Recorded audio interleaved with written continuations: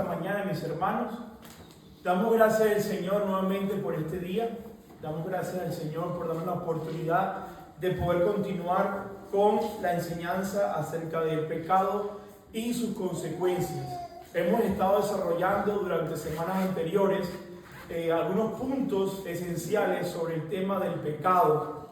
Y hoy vamos a estar culminando con la tercera parte de esta enseñanza acerca del pecado y sus consecuencias, recordándoles acerca del bosquejo que hemos tenido en cuanto al desarrollo de esta enseñanza, y tres partes hemos estado escudriñando.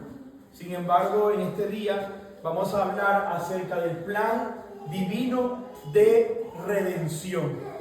Y la base bíblica que estaremos usando se encuentra en el libro de Génesis, capítulo 3, del verso 14 al 21. Y juntamente vamos a leer también Romanos capítulo 5, del verso 17 al 18. Yo quisiera que podamos ir a esa porción de la palabra en la tercera parte que vamos a desarrollar, y leamos esa porción de la Sagrada Escritura. Bien, dice la palabra del Señor en Génesis capítulo 3, del verso 14 al 21. Leemos su palabra en el nombre de Jesús. Y dijo Adonai Elohim a la serpiente: por cuanto has hecho esto, maldita eres entre todos los animales y entre todas las bestias del campo.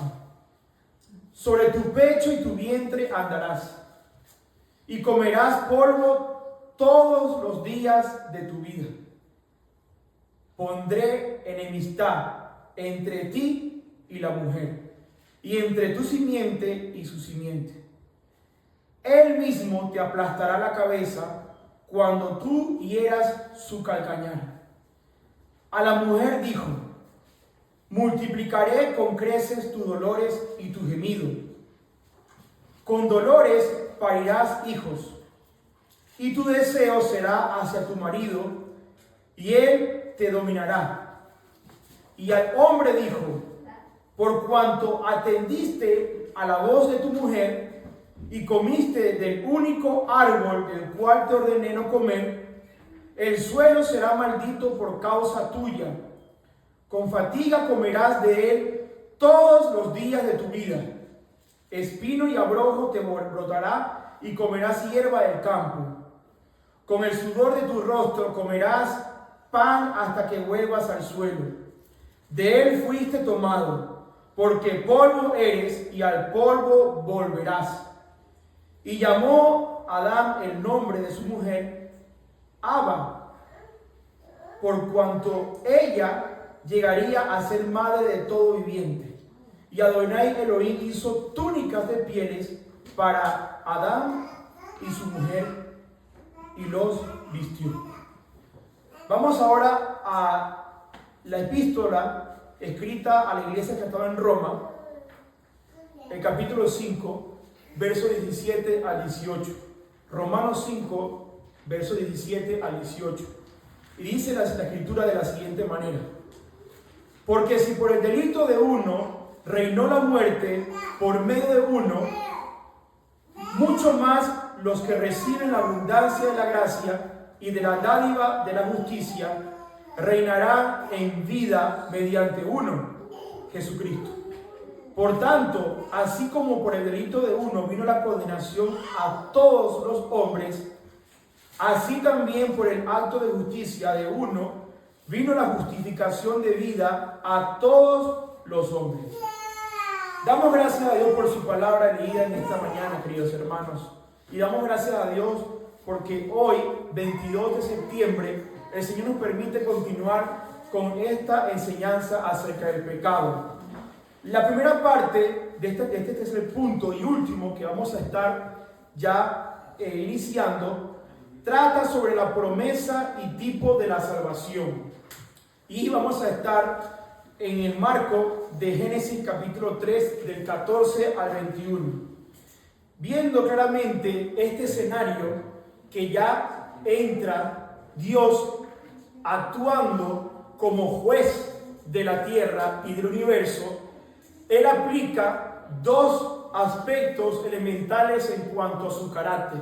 El primer aspecto se conoce como la justicia de Dios y el segundo como la gracia, que es inmensurable y que es abundante en Cristo Jesús. Claramente vemos allí una imagen que quiero mostrarle acerca de lo que sucedió en ese momento y de lo que Dios mismo le declaró primeramente a la serpiente. Habíamos leído claramente que Adonai, o Dios, le dijo a la serpiente: por cuanto has hecho esto, maldita eres entre todos los animales y entre todas las bestias del campo. Sobre tu pecho y tu vientre andarás y comerás polvo todos los días de tu vida. Dios de antemano le estableció y le decretó un juicio a este ser maligno que ya lo había hecho en su morada. Recordemos que en las enseñanzas anteriores Dios había expulsado a este ser angelical que primeramente fue un querubín. Recordemos que anteriormente hablamos que este querubín fue expulsado de la morada de Dios por causa de su rebelión, por causa de su altivez, por causa de haberse levantado en contra de la voluntad de Dios. Y juntamente con su engaño y mentira, ¿qué hizo? Se llevó a una tercera parte de las huestes angelicales de Dios. Apocalipsis capítulo 12 nos dice claramente que la rebelión angelical que ocurrió en ese lugar, en la eternidad de Dios, no estamos hablando de la tierra, sino en la morada de Dios, o sea, el tercer cielo, que es lo que la Biblia nos relata, claramente nos dice que este ser, que en ese momento se llamaba Luzbel o Lucifer, para ese momento, él estaba en ese momento en una posición de jerarquía en cuanto a los ángeles. Pero en Isaías capítulo 28 nos dice cómo fue creado y qué era lo que él hacía en la morada de Dios. Sin embargo, en Isaías 14 nos habla de su caída. Eso lo hablamos en la primera parte de la enseñanza. Entonces, cuando Dios aparece en el Edén o en el paraíso, ¿qué sucede en ese momento? Ya el hombre había pecado, ya el hombre había fallado y desobedecido el mandamiento que Dios le impuso al hombre y a la mujer. Entonces, en ese momento, ya el hombre se le había abierto los ojos acerca del conocimiento del bien y del mal. Y cuando él se acerca y le pregunta al hombre ¿dónde estaba? ¿Qué le dijo el hombre? Estoy escondido porque me encuentro desnudo. Hablamos la semana pasada que en ese momento el hombre entra en vergüenza y a la vez en culpa por causa del pecado. Entonces, ciertamente el Señor, cuando observa el escenario en el que el hombre había caído, Él decreta un juicio sobre la serpiente, pero a su vez una promesa salvífica que claramente en Génesis capítulo 3, verso 14, el Señor la declara de esta manera y le dice: pondré enemistad entre ti y la mujer, y entre tu simiente y su simiente. Él mismo te aplastará la cabeza cuando tú hieras su calcañar. Está hablando claramente de lo que Dios iba a hacer a través de una simiente. Y el apóstol Pablo en Gálatas capítulo 3 nos habla de quién era esa simiente. Y esa simiente es Jesucristo. En otras palabras, vemos allí el conflicto que se inicia no solamente cuando la serpiente tentó al hombre, sino también cuando Dios le da una promesa al hombre juntamente con la mujer. Porque aunque Dios aplicó justicia, porque Dios es juez de la tierra y del universo, Dios también aplicó gracia. Porque ellos fueron expulsados de aquel lugar porque desobedecieron la voluntad de Dios, desobedecieron el mandato divino de nuestro Creador. Pero a la vez el Señor, ¿qué hace? Los expulsa, demostrando que Dios es justo como juez de la tierra, pero a su vez demuestra gracia cuando dice al final que los vistió. Y cuando vemos allí que Dios los vistió, dice que Adonai Elohim hizo túnicas de pieles. Y es allí donde vemos claramente el primer sacrificio que hace Dios a través de un animal. Y los cubre, en otras palabras, de su vergüenza, de su pecado. Cuando el hombre se vistió con estas hojas de higuera, ellos querían vestirse a través de su propia justicia, pero el Señor le dice que no, y los vistió a la forma que Dios claramente sabía que era la correcta y propicia, y fue a través de un animal. Y eso demuestra que Dios en Cristo Jesús nos cubre a través de su Hijo Jesús. Todos nosotros hemos sido cubiertos por la sangre de Jesús. El sacrificio que hizo Jesús en la cruz claramente representa en Génesis una figura. Esto aquí que vemos en Génesis capítulo 3 es una clara figura de lo que Dios haría a través de Jesucristo, como el Cordero que iba a ser sacrificado por todos nuestros pecados. Entonces, el hombre sale de allí ya juzgado por Dios, pero sale con una promesa. Una promesa que no se cumple en ese momento, sino que se cumple cuando Dios lo determinaría. Si vamos a la Escritura, en Gálatas, capítulo 4, claramente dice la Escritura, en Gálatas, capítulo 4, para que podamos ver que el Señor tiene todo bajo control y bajo su soberanía, y que al Señor no se le escapa absolutamente nada. Todo está bajo su propio designio y bajo su propio control. Aunque hubo un desastre, un caos en ese momento por el pecado, aunque el hombre trajo la muerte por causa del pecado, y el pecado se arrastró y se propagó hacia toda la humanidad, como lo establece Romanos capítulo 5, verso 12, que por cuanto por el pecado él entró a través de un hombre y la muerte pasó a todos los hombres, ciertamente Dios trajo una salida hacia lo que sucedió en el Edén. Y dice Gálatas capítulo 4, verso 4, pero cuando vino el cumplimiento del tiempo, Dios envió a su Hijo, nacido de mujer, nacido bajo la ley, hablando de aquella simiente que Dios le prometió a la mujer, que vendría el Salvador, el sustituto de la humanidad por causa de nuestros pecados. Entonces esta promesa es llamada el protoevangelio. ¿Y qué es el protoevangelio? Sencillamente es la anticipación del mensaje de salvación para la humanidad. Proto quiere decir anticipo. Es lo que Dios estableció como una base a lo que Él iba a hacer para redimir a la humanidad. Génesis 3:14 es llamado el protoevangelio. O sea que Dios proclamó allí salvación para el hombre y para la humanidad a través de la simiente. Y la simiente es claramente llamada después Jesucristo. O sea, la simiente se refiere a la persona de Jesús. Pero también habla de otra simiente que habla de ¿qué? De el maligno. Y de los hijos, que en este caso serían los hijos o seguidores de Satanás. ¿Qué sucede cuando el hombre y las mujeres son expulsados? Nacen dos hijos. Uno se llamó Caín y el otro se llamó Abel. ¿Y qué hizo Caín con su hermano? Lo mató.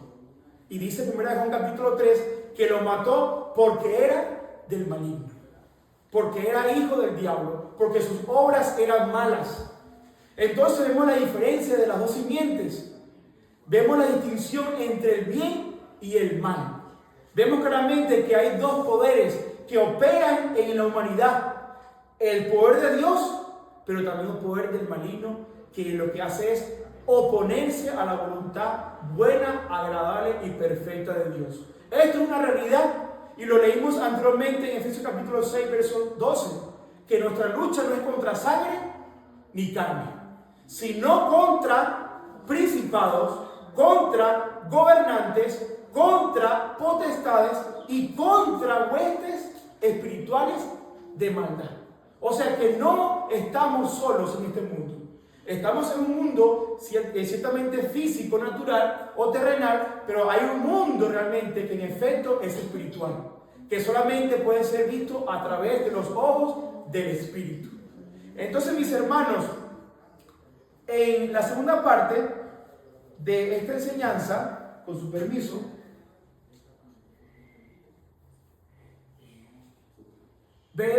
vamos a estar hablando un poco acerca de la realidad de la justificación. Y en Romanos capítulo 5, del verso número 17 al 18, hemos leído acerca de lo que Pablo enseñó a la iglesia que estaba en Roma. Y leyéndolo nuevamente, la parte principal o inicial, nos dice el verso 17: porque si por el delito de uno reinó la muerte, por medio de uno, mucho más, los que reciben la abundancia de la gracia y la dádiva de la justicia, reinarán en vida mediante uno, Jesucristo. O sea, aquí vemos el contraste claro del primer Adán y del segundo Adán. El primer Adán que trajo muerte. El segundo Adán trajo salvación, vida y vida en abundancia. Este es el contraste que pone Pablo de antemano a través de este capítulo que se encuentra en Romanos 5. Aquí vemos claramente de Romanos 5, del verso 12 en adelante, Pablo habla de uno y también del otro. Uno que es el Adán del principio, el Adán que pecó, el Adán que falló, el Adán que cayó. Pero vemos el otro que es el segundo Adán, que es Jesús. El Adán que no pecó, el Adán que obedeció y el Adán que murió por todos nosotros y que trajo justicia, justificación, y que a través de su muerte y muerte de cruz trajo salvación. Entonces, ¿cómo podemos nosotros entender este juicio? Ciertamente Jesús murió en la cruz y murió por nuestros pecados. Y en efecto consumó toda la ira de Dios a través de su muerte y muerte de cruz. En los sacrificios de la ley, un animal era llevado por el sumo sacerdote y era un cordero que la ley lo estableció para expiar el pecado. El cordero tiene que ser sin defecto, sin mancha y sin arruga. O sea, tenía que ser un cordero intachable, limpio para ser ofrecido por ofrenda del pecado. Cristo Jesús, por medio de su muerte, cumplió con todas esas demandas de la ley y se hizo hombre, Dios hombre, y murió en una cruz. ¿Cómo murió? Como un pecador, mas no como siendo un pecador. Murió como un hombre que había pecado, mas no pecó.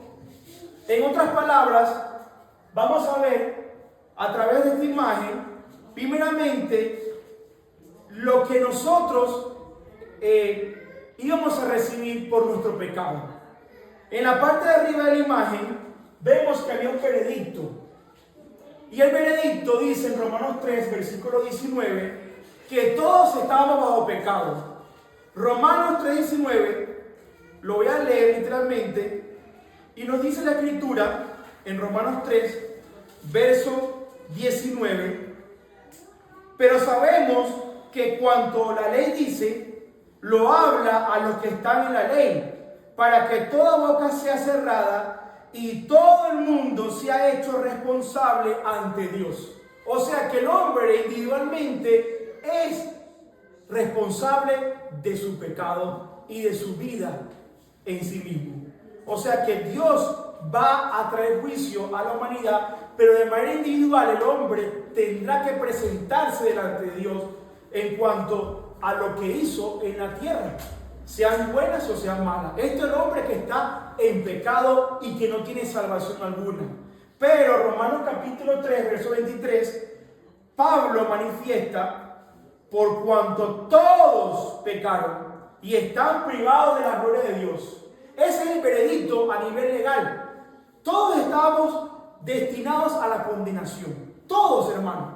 No un grupo, como muchos han enseñado erróneamente, sino que todos estábamos en pecado y bajo pecado y merecíamos el castigo. Romanos 6:23 nos dice que la paga del pecado es muerte. Esa es la condenación. Teníamos que morir en esa cruz. No obstante, el Padre, en su soberanía y en consenso con el Hijo y el Espíritu Santo, como la eterna deidad que está conformada por las tres personas divinas y eternas, que, como lo acabo de decir, el Padre o el Dios Padre, el Dios Hijo y el Dios Espíritu Santo, ¿qué hicieron? En la eternidad, ellos diseñaron y crearon un plan, no cuando el hombre pecó, sino antes que el hombre pecara.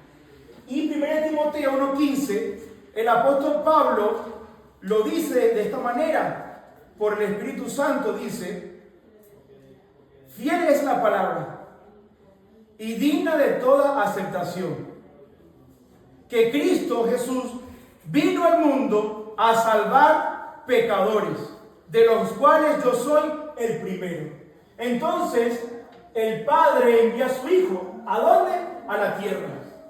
¿Y por quién envía? Por la humanidad. ¿Y por la humanidad? La humanidad caída y perdida. La humanidad que estaba en condenación y para ser juzgada por Dios. Entonces Jesús, en su misericordia y en su gracia, toma tu lugar y mi lugar y nuestro lugar. Y dice Jesús: yo pagaré la deuda de muerte por ti. Yo pagaré lo que tú no puedes pagar. Yo moriré y tomaré tu lugar, por cuanto tú no podrás pagar jamás la deuda por el pecado. No puedes hacerlo porque estás perdido. Eso era la condición y es la condición de la humanidad. Y Jesús dice: yo moriré para que tú puedas vivir. 1 Corintios 15, lo leemos también. 1 Corintios, capítulo 15, versículo 3, dice la palabra de Dios: porque primeramente os entregué lo que también recibí. O sea, ¿de quién? De Dios. Que Cristo murió por nuestros pecados conforme a las Escrituras. Conforme a lo que dijo en Génesis capítulo 3, verso 14. ¿Y qué dijo Dios? Pondré enemistad entre ti y tu simiente.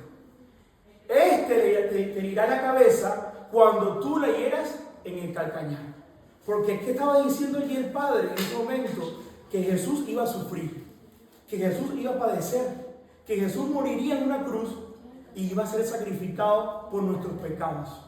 Pero cuando Jesús estaba en esa cruz, Jesús estaba abriendo en sí mismo un nuevo camino de salvación. Estaba ya de antemano declarando la victoria para la humanidad pecadora, para los que creen. Eso es lo que estaba Jesús haciendo en la cruz, dando y manifestando salvación. No solamente fue derramar una sangre como tal, sino una muerte para expiar los pecados de los perdidos, de la humanidad. Entonces, mis hermanos, ahora bien, ¿qué pasó en esa cruz? ¿Qué fue lo que pasó en sí la cruz? ¿Cuál fue el efecto que causó la muerte de cruz para el hombre? ¿Cuál fue el beneficio que nosotros recibimos por Jesús? En esta imagen quiero solamente ilustrar un poco de manera práctica y sencilla lo que sucedió. Dios, como el Rey de la tierra, derramó su juicio ¿sobre quién? Sobre su Hijo. ¿Y en dónde lo hizo? En la cruz. Dios juzga a su Hijo y lo trata como un pecador, siendo inocente, siendo justo y no habiendo pecado nunca y jamás. Porque la Escritura nos dice que Él, siendo tentado en todo, jamás pecó. Jamás pecó. ¿Por qué? Porque es Dios y porque es santo, santo, santo. Entonces el Dios Padre juzga a su Hijo. Lo leímos ahora en 1 Corintios 15:3, que tuvo que morir conforme a las Escrituras. Pero de la manera que Dios estaba juzgando al Hijo, Dios estaba justificando al pecador creyente en cuanto a los que creen, o en base a la fe de todos los que ponen su confianza en Jesús. Entonces aquí vemos un contraste de Jesús siendo juzgado por Dios el Padre y a la vez el creyente. El pecador, o sea nosotros, estábamos llevando en sí mismo la justicia, pero a su vez el pecador estaba pasando el pecado hacia Jesús. Porque Jesús fue el Cordero de Dios. Jesús estaba cargando ese pecado, esa inmundicia y esa iniquidad y la estaba la estaba recibiendo para que asimismo el Padre derramara su juicio. Claramente vemos, y repito, que Dios juzga a Jesús. Jesús toma mi culpa, pasa hacia Él como Cordero de Dios, pero a su vez el creyente o el que cree en ese sacrificio automáticamente recibe de la justicia perfecta del Hijo de Dios. Y de esa manera el Hijo o el Hijo de Dios ya no es tratado como un pecador, sino como un Hijo de Dios. Esto es lo que pasó en la cruz. Primeramente, el Padre derrama la ira de su ira perfecta y justa hacia Jesucristo, pero a su vez le da salvación al pecador a través de la fe. Nosotros no hicimos nada, hermanos, por cierto, para merecer esta salvación. Lo único que usted y yo pusimos en la cruz fue nuestro pecado, fue nuestra inmundicia, fue nuestra iniquidad, que Jesús la cargó totalmente para que pudiera tomar nuestro lugar, porque nuestro lugar era la cruz. Pero ¿qué dice la Escritura? Que de tal manera amó Dios al mundo, que dio su Hijo unigénito, para que todo aquel que crea no se pierda, mas tenga vida eterna. Entonces, automáticamente, Romanos capítulo 5, verso 1 dice: justificados por la fe, tenemos paz para con Dios. ¿Y qué es esto? Reconciliación. No solamente salvación, pero esta justificación literalmente quiere decir ser tratados como justos, siendo pecadores. Nosotros somos ahora justos por la fe en Cristo Jesús. Dios ahora nos trata a nosotros como justos, aunque somos pecadores todavía. Es un misterio, pero es la fe. La fe que usted ha puesto en Jesús le da salvación y vida eterna a la vez. Esto es un regalo, hermanos, por eso que es gracia. Una gracia que no merecíamos y que no es comprada por las obras. Por eso dice el apóstol Pablo en Efesios 2, verso número 8, porque por gracia sois salvos. Y esto no de vosotros, pues es don de Dios, no por obras, para que nadie se gloríe.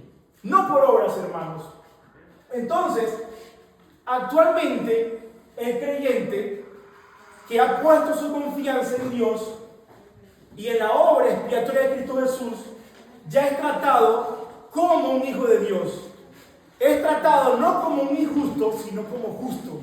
¿Y por qué? Por la justicia que se le aplicó a través de la fe.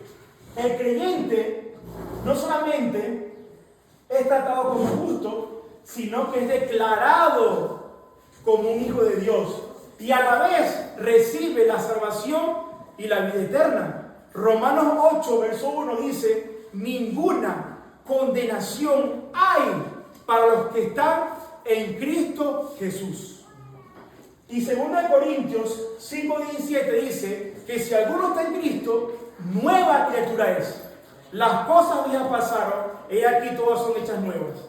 ¿Pero de qué está hablando el apóstol Pablo? De que ahora usted y yo no tenemos ninguna deuda con el Padre, porque ya Cristo la pagó en la cruz del Calvario, hermanos. La pagó completamente. Consumado es. O sea, esta palabra originalmente quiere decir la deuda ha sido cancelada. Gloria a Dios. La deuda de mi pecado, de nuestro pecado, Jesús la pagó en la cruz. Para que ahora el juez justo, ahora dice, tú eres justo en mi Hijo justo. Y ya no estás bajo condenación. Ya no por esa fe. Y esa fe es de Jesús. Entonces, mis hermanos, para cerrar con este último punto, quiero que podamos ir a Isaías 53, del verso 3 al 6. Isaías 53, de versos 3 al 6. Quiero leer la escritura para darle ya cierre a esta enseñanza acerca del pecado y sus consecuencias. Quiero pedir permiso para tomar un poco de agua. Isaías 53, del verso 3 al 6 dice: despreciado y desechado entre los hombres, varón de dolores, experimentado en quebranto. Escondimos de él el rostro, fue menospreciado y lo tuvimos por nada.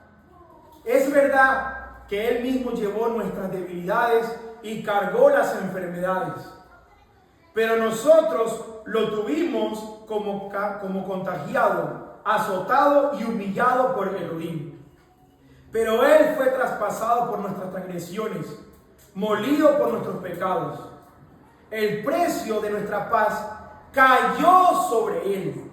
Alabado sea su nombre. Y por su herida fuimos sanados. Todos nosotros, no algunos, todos nosotros nos descarriamos como ovejas. Cada cual se apartó por su camino. Pero Adonai cargó en él el pecado de todos nosotros.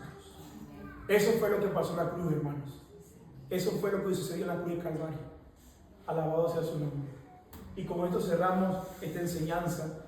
Que la gracia del Señor Jesucristo, el amor de Dios y la comunión del Espíritu Santo sea con todos ustedes. Muchas gracias por su tiempo.